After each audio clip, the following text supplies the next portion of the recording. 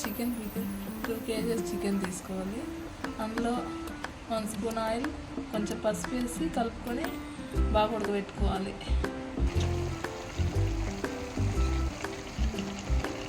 ఏం పెట్టుకోవాలి, అట్లా పసుపు ఆయిల్ వేసుకొని బాగా ఉడకబెట్టుకున్న తర్వాత డీప్ ఫ్రై చేసుకోవాలి.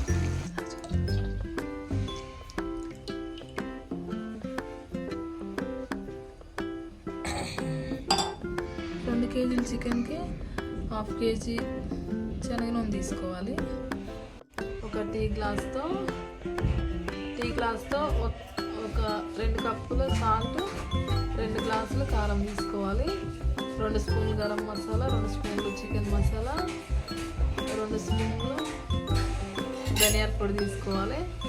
అవన్నీ మిక్స్ చేసుకొని మనం డీప్ ఫ్రై చేసుకున్న చికెన్లో కలుపుకోవాలి.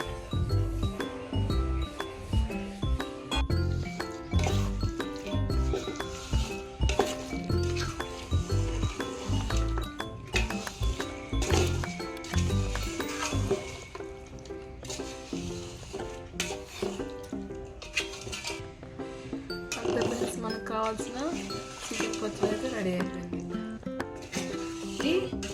ఇది వేడి అన్నంలోకి మంచిగా వేసుకుంటే టేస్టీ యమ్మీగా ఉంటుంది. మీరు కూడా కావాలంటే ఒకసారి ట్రై చేయండి.